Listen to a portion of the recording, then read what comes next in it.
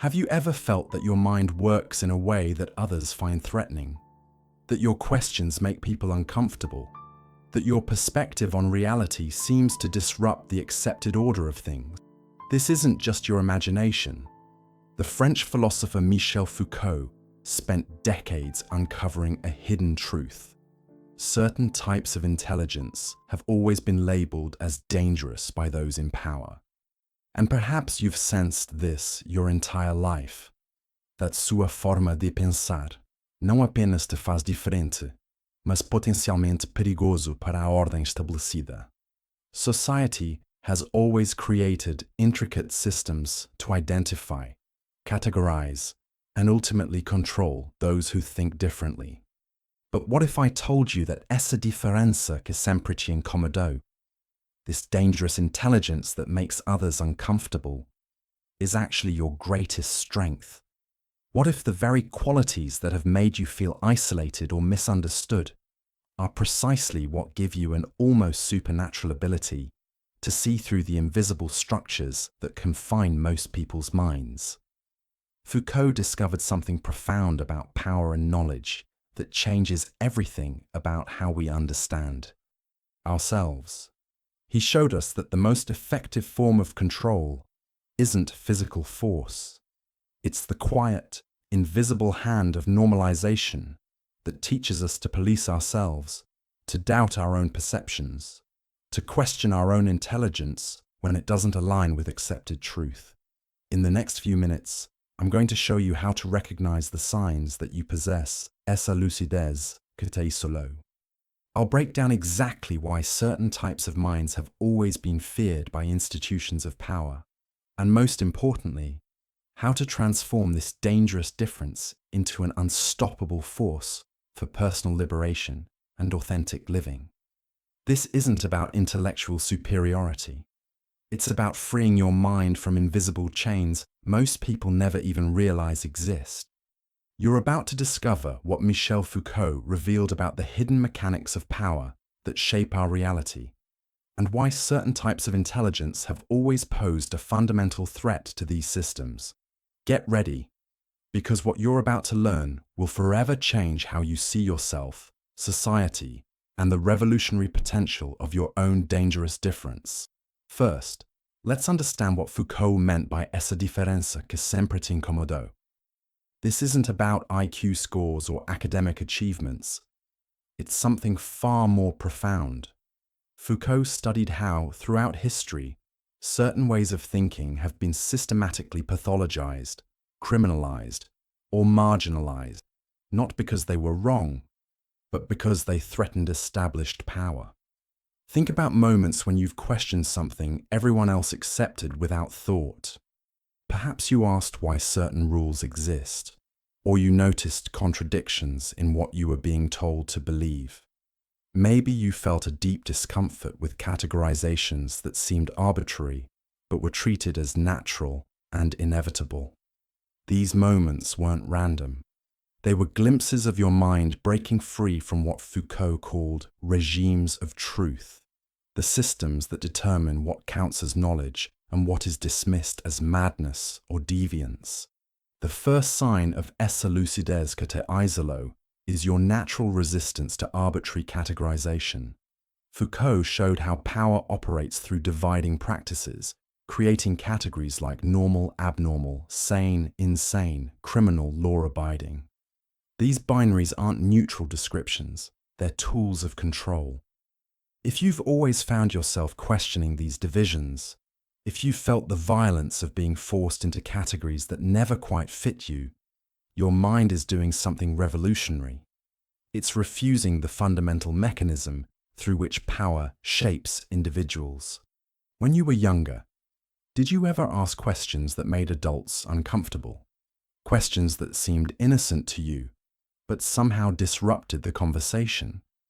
Why is this considered normal? Who decided this is the right way? These weren't just childish curiosities. You were intuitively sensing the arbitrary nature of social norms. Foucault would say you were detecting what he called the archaeology of knowledge, the hidden historical processes that constructed our current truths. This resistance to categorization isn't just intellectual rebellion. It's your mind recognizing something profound, that the categories we live within aren't inevitable or natural. They are historically constructed, contingent, and therefore changeable. This recognition is dangerous because it undermines the entire foundation upon which social control is built. The second sign is your discomfort with surveillance and visibility. Foucault's famous analysis of the panopticon revealed how modern power operates through observation. We internalize the watching eye and begin to discipline ourselves. If you've always felt a deep unease with being observed, categorized and evaluated, whether by authority figures, social media algorithms, or even the subtle judgment of peers, your mind is detecting and resisting what Foucault called disciplinary power.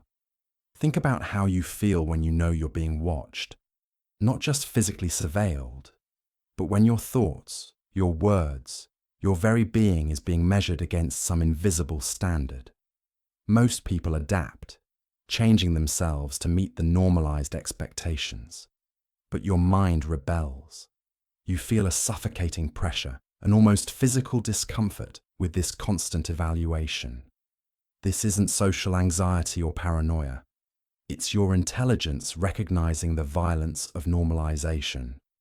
You sense how these watching eyes aren't just observing, but actively shaping, molding, and constraining who you are allowed to become.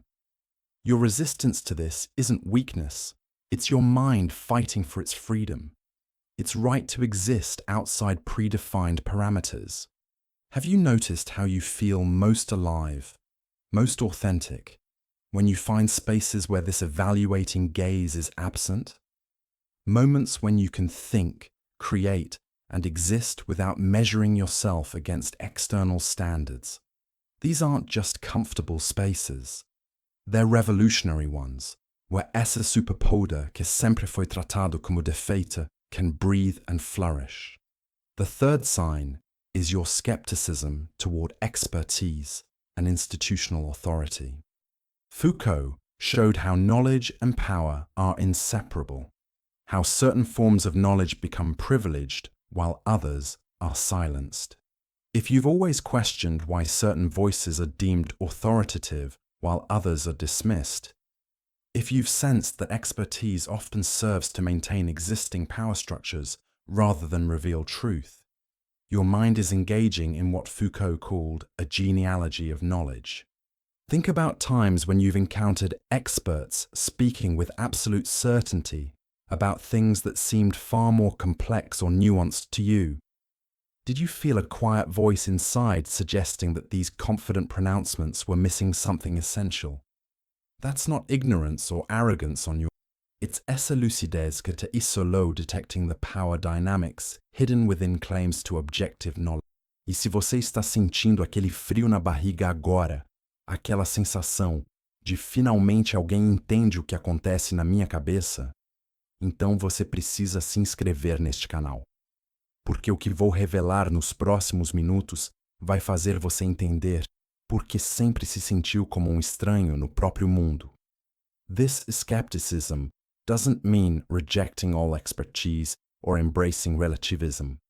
Instead, it means recognizing that knowledge is never neutral. It always emerges from specific historical contexts, serves particular interests, and inevitably contains blind spots. Your questioning mind isn't being difficult. It's piercing through the facade of neutrality to see the operations of power beneath.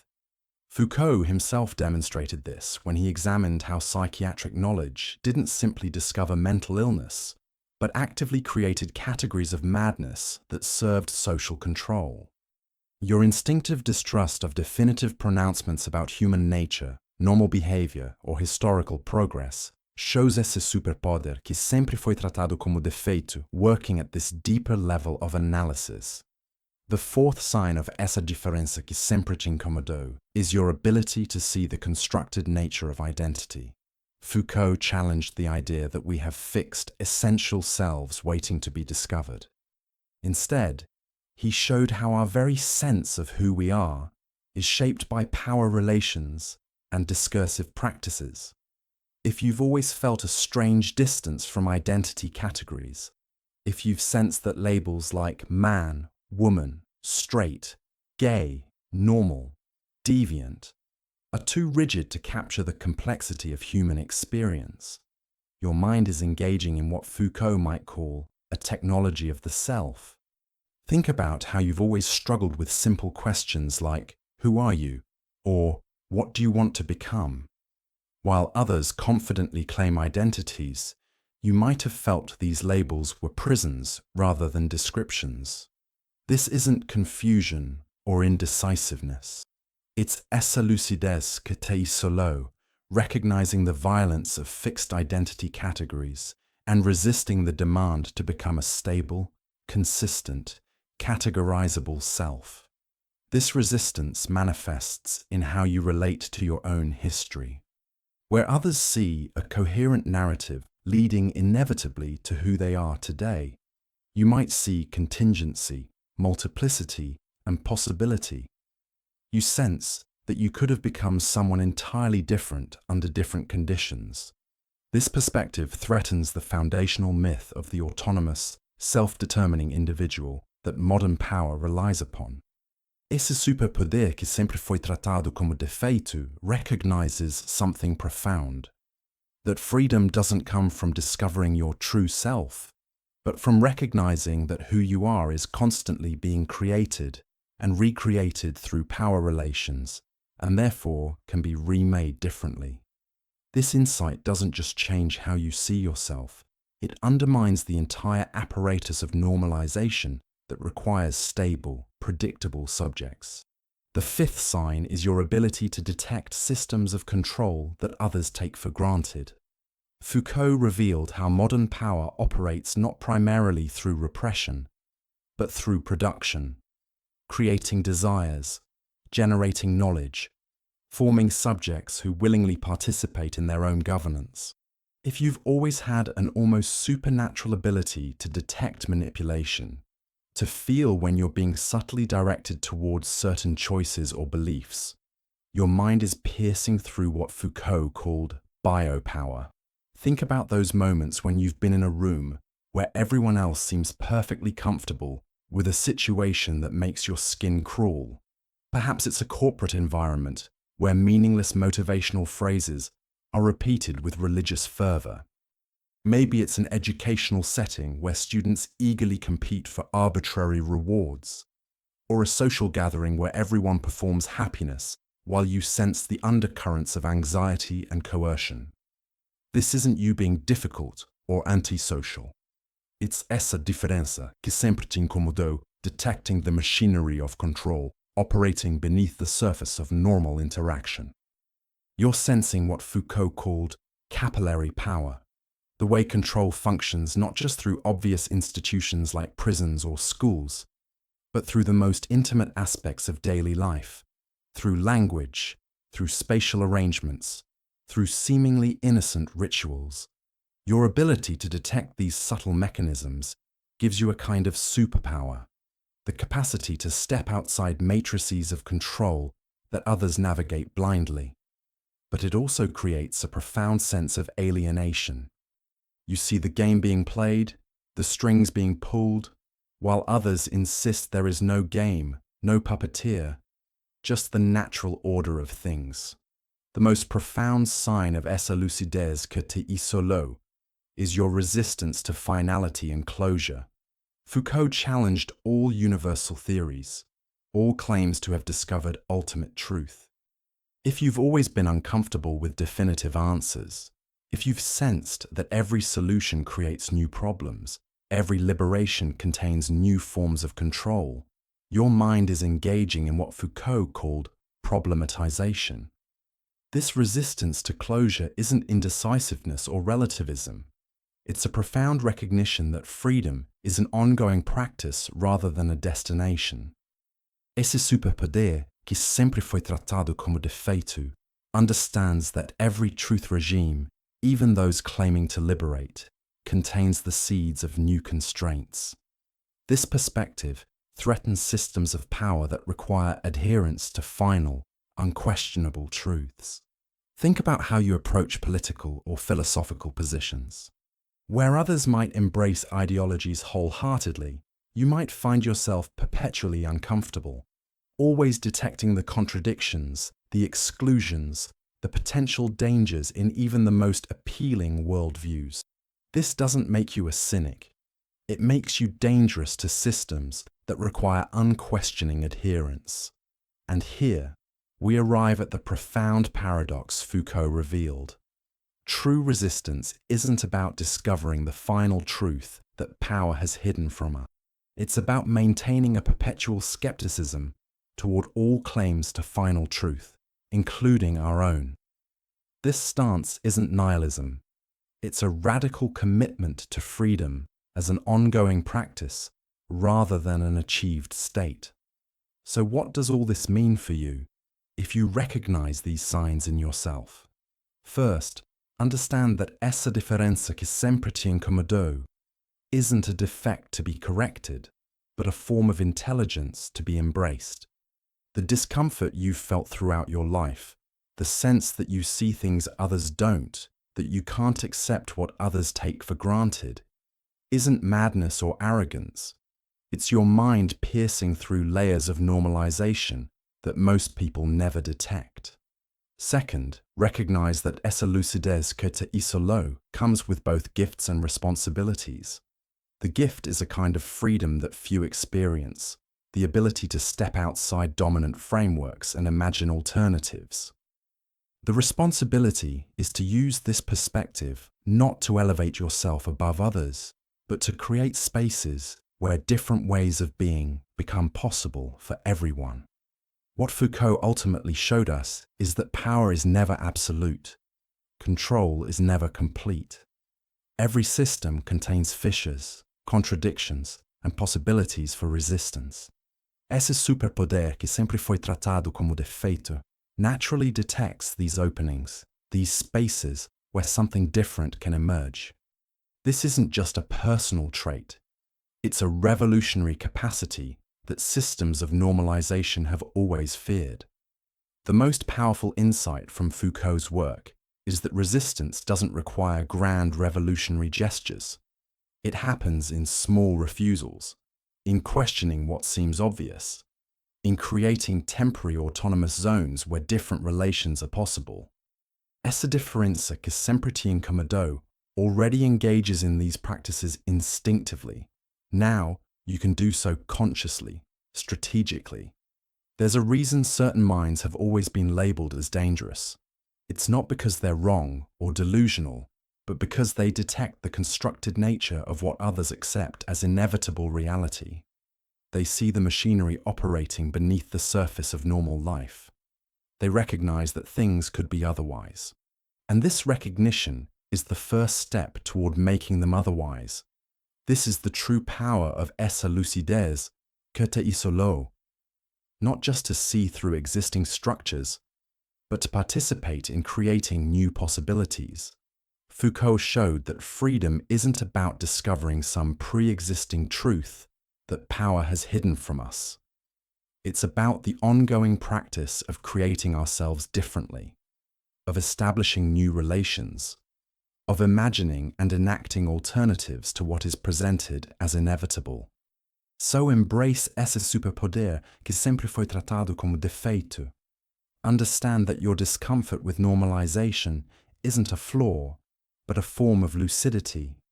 Your resistance to arbitrary categorization isn't confusion, but clarity. Your skepticism toward definitive truth claims isn't indecisiveness, but wisdom. The very qualities that have made you feel different, difficult, or out of place are precisely what give you the capacity to envision and create something beyond current possibilities. Remember what Foucault said: people know what they do. Frequently, they know why they do what they do, but what they don't know is what they do does. Essa differenza che sempre te incomodò gives you the rare ability to see beyond your immediate actions to their wider implications, to detect how power shapes even our most personal choices, to recognize the ripple effects of seemingly innocent practices.